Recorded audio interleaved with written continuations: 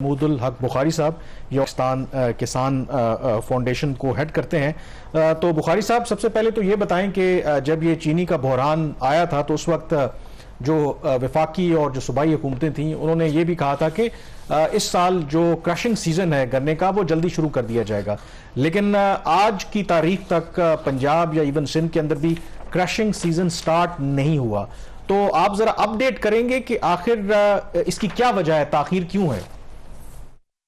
जी, बिस्मिल्लाहिर्रहमानिर्रहीम। शुक्रिया शहबाज राना साहब और यूसुफ कामरान साहब आपका कि आप हमेशा ही ये मेहरबानी करते हैं और असल इश्यूज की तरफ जो है वो अपने प्रोग्राम को महदूद रखते हैं। इस पे मैं इंतहाई आपका तहे दिल से मशकूर हूँ और आपके चैनल का भी। गुजारिश ये है कि पिछले प्रोग्राम में जब आपने मुझे बुलाया था और मैं वो बेशक प्रोड्यूसर को कह के निकलवा लीजिए, और जो मैंने बातें कही थी वो बिल्कुल सच साबित हुई कि ना ये टाइम के ऊपर जो है वो शुगर मिल चलाएंगे और ना ही ये जो उसका सही मुआवजा है वो उसको देंगे।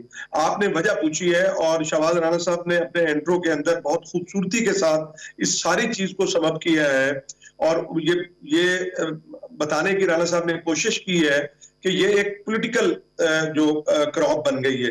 वैसे तो पॉलिटिकल क्रॉप जो है वो कॉटन को भी ले लें तो वो भी पॉलिटिकल क्रॉप ही है, और चूंकि ये सारे जितने बड़े लोग हैं वो उसमें आ गए हैं और वही कंट्रोल करते हैं।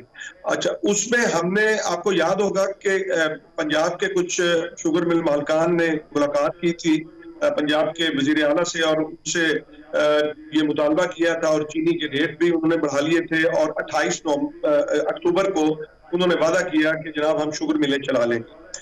बुनियादी तौर के ऊपर ये अब 15 अक्टूबर को चलनी चाहिए। साहब, थोड़ी सी कथाकलामी होगी। एक तो अब अपनी जो पोजीशन है वो थोड़ा सा कैमरे के सामने है, थोड़ा सा पीछे आप चले गए हैं, पोजीशन आपने ठीक कर ली। दूसरा, इसमें जब आप बता रहे 28 अक्टूबर वाला, तो थोड़ा सा ये भी रेफरेंस दे दें जो कानून है उसके मुताबिक कब ये शुगर मिलें उस पे जो है उसकी क्रशिंग स्टार्ट हो जानी चाहिए।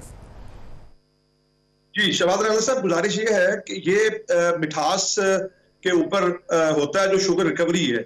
अब जब ये मीटिंग हुई थी लाहौर में, मैं भी उस मीटिंग के अंदर था, ज़का अशरफ साहब भी थे और आपके सेक्रेटरी फूड थे, आपके केन कमिश्नर थे। वहां बैठ के मैंने ये सवाल किया था कि जी आप ये जो शुगर केन सीजन है उसको स्टार्ट कर दें, आप 28 अक्टूबर को कर सकते हैं। उसकी वजह यह है कि जो शुगर रिकवरी रिपोर्ट आई और वहां मीटिंग के अंदर पेश की गई वो तसल्ली बख्श थी कि रेट हमारा जो है वो 8.5% के हिसाब से जो ये लगाते हैं शुगर रिकवरी का और ये रेट तय करते हैं। और ये मैं आपको बात बता दूं कि उसके बाद ये एक कुदरती अमर है कि फिर उसकी मिठास में इजाफा होता जाता है।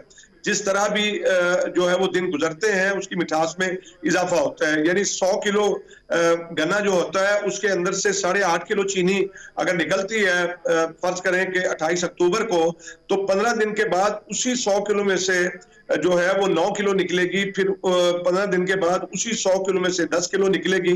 यानी ये भी फायदा इन्हीं शुगर मिल वालों को होता है, किसानों को नहीं। किसानों का वो रेट तय कर दिया जाता है।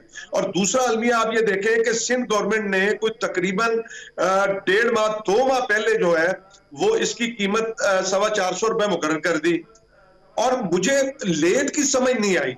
ये अगर आप किसी को प्रोग्राम के अंदर ले सकें और ये पूछें कि खुदा के बंदो, जब शुगर रिकवरी भी पूरी है और उसके बाद आप इसको डिले करके आप एक बहरान पैदा करना चाहते हैं, यानी खुद हम जो है वो बहरान को पैदा करके और फिर एक नए हादसे में हम चले जाएं।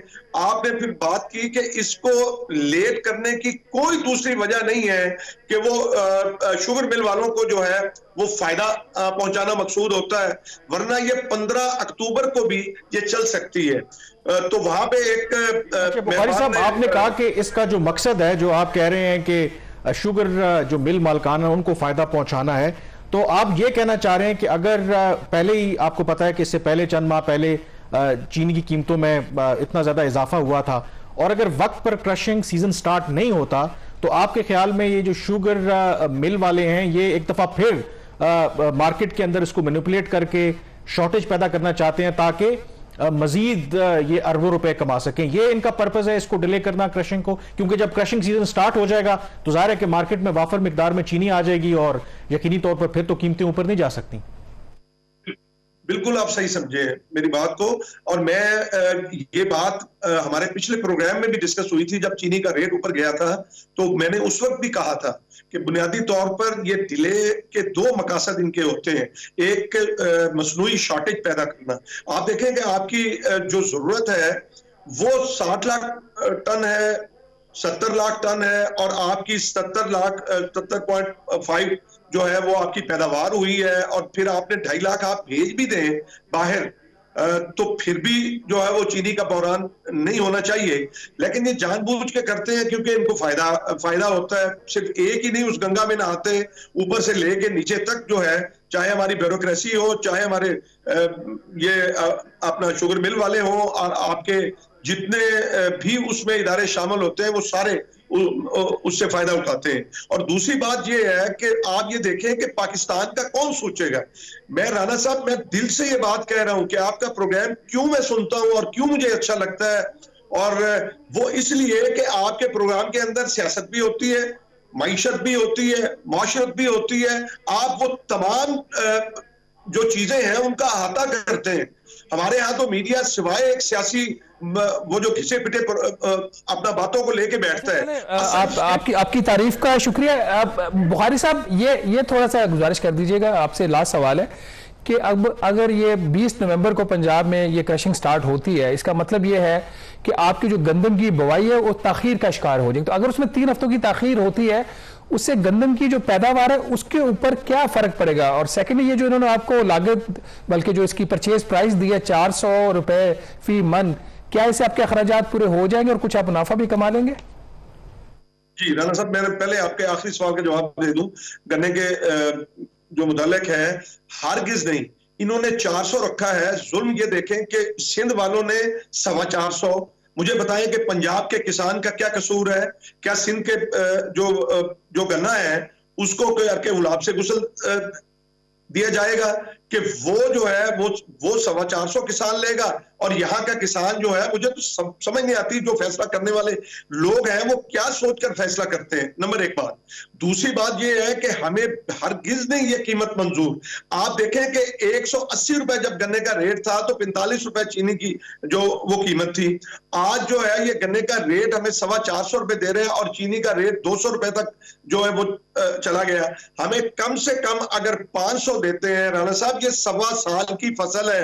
आप अंदाजा नहीं कर सकते कि हम उसके अंदर कितनी मेहनत होती है, कितना खर्चा होता है, लेबर कितनी होती है। अगर हम अपने नफे को देखें तो वो नफा नहीं होता कि 12 महीनों में अगर हम अपनी लेबर ही कॉस्ट लगाएं तो वो ही पूरी नहीं होती। बाकी जो आए दिन खाद की कीमतें बढ़ी हैं, इस वक्त आप डीएपी आपको हवाले से अपना कमेंट कर दीजिएगा। अगर ये ताखीर होती है तो गंदम की जो पैदावार है उसके ऊपर कितना इंपैक्ट आएगा? अरे साहब, बहुत नुकसान होगा। मैंने कहा 2 करोड़ जो 70 लाख 80 लाख टन हमारी जो है मेट्रिक टन जरूरत है, और 2 करोड़ और तकरीबन 70 से 90 लाख एकड़ के ऊपर ये गंदम बिजाई होती है। और पंजाब के अंदर 18 जो है वो 80% जो है वो गन्ना मोटा जिसको हम कहते हैं अपना आम अल्फाज में, वो हम जल्दी जल्दी काट के मिल पे पहुंचा के हम गंदम बीजते हैं। अब वो गंदम बीजने से ये लेट करने का मकसद बुनियादी तौर पर ये है कि गंदम की काश्त को रोका जाए। इससे बड़ी मुल्क दुश्मनी क्या हो सकती है? आर्टिकल 6 तो ऐसे लोगों पे लगना चाहिए। बुखारी साहब, ये बिल्कुल जो आप बातें कर रहे हैं, यकीनी तौर पर एक तरफ हम ज़राअत के शोबे को प्रमोट करना चाहते हैं और उसके जरिए अपनी इकोनॉमिक रिवाइवल चाहते हैं, दूसरी तरफ फार्मर्स का आपने पर्सपेक्टिव सुना है, तो आई एम श्योर कि जो मुतलका इदारे हैं, जो फैसला साज हैं, इनकी बातों पर गौर करेंगे।